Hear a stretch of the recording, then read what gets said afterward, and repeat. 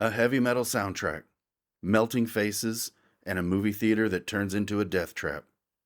This is Demons. So I finally sat down with one of the most talked about Italian horror films to date, Demons. Here's how it went. Produced by Dario Argento, directed by Lamberto Bava, with a score by Claudio Simonetti of Goblin, and a soundtrack with Motley Crue, Accept, and Billy Idol. To set this up just a little bit, what we have is a masked man, like a metal-faced masked man. Kind of weird. It almost looks like it's part of his face. He's not really wearing a mask. It's seemingly part of his face. He's walking around and he's handing out these movie tickets. And in this release, I have one of those movie tickets. So he hands this movie ticket over to walking patrons, and these people are to show up. They have no idea what movie they're about to watch. Most of them don't even know where the movie theater is. They just show up. So as these people show up, they walk in and the movie just seemingly starts. No one takes their tickets. There's one person in the theater at all that's actually doing anything, but she's not even really doing anything. She's just kind of standing there, maybe directing people, but when you see her, she's just kind of standing there. She's not doing anything. So everyone comes into the theater. When you first see them in the theater, there's a mask on a motorcycle with a person on top of or sitting on the motorcycle with like a sword. And then, like I said, that mask hanging off of it.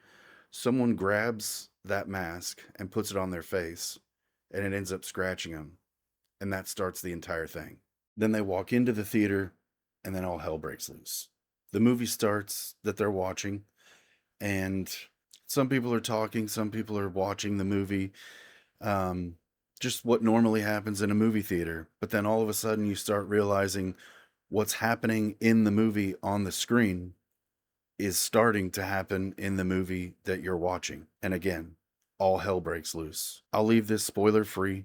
I'll leave it very short with what I'm talking about the movie, but that's basically how it starts. And you can only imagine how it goes from there. So in this, somewhat similar to zombies, instead of biting them, all you need to be is scratched. And so the release I'm speaking of is the Synapse Blu-ray.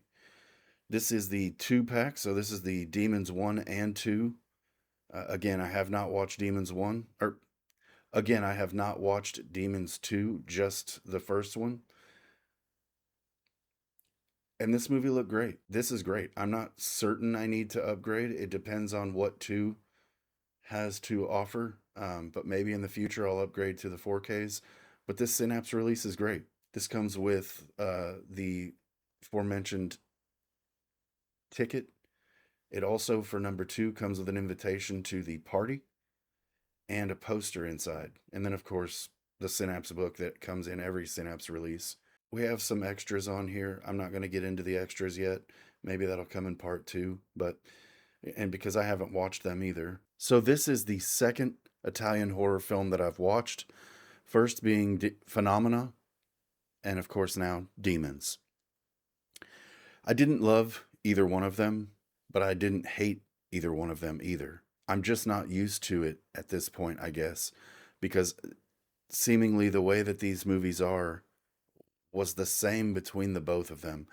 Not in terms of like, it's just there's a pacing, or there's something that you have to get used to with these films. There's dead spots, I'm not exactly sure how to explain it, but anyone that's watched Italian horror will understand what I mean. There's just these points in the movie where you're watching and you're just kind of seemingly, I don't want to say that you're broken or bored, but you're just like, there's nothing happening. But that's the point. I think it's the atmosphere, what's going on, what is this person feeling, more than needing to be pounded with sounds and dialogue. Another thing that can kind of throw you off a little bit, not knowing what you're in for, is the dubs. Like the dubs in Demons, when you're watching it, The voices just kind of sound over the top. They kind of sound as if they're disconnected from what's actually going on. Meaning, if you were in that position, you wouldn't sound like this person sounds. It's not the end of the world, but when you first see it, it's kind of jarring to see this person sound like they're reacting in a way where they may not exactly be acting in the way that that voice sounds to you. So that's another thing to get used to with that. And I can see myself getting used to it. It's not a big deal. I actually found it pretty funny here in Demons. So in both of those films, there and especially this one that we're talking about now, Demons, there's definitely more here that I liked than disliked. And I shouldn't even say disliked as I shouldn't even say disliked. It's not as if I disliked it. It's just things that I noticed that aren't normal for me. The parts in Demons that were great, like the transformations, the gore, mostly everything inside the theater, and the very end, of course, it all worked and it was great. Inside the theater was awesome. Parts outside the theater were great, and parts outside the theater were needed. I did find, though, that having some of this stuff outside the theater almost was like, why was it even in here? But interestingly enough,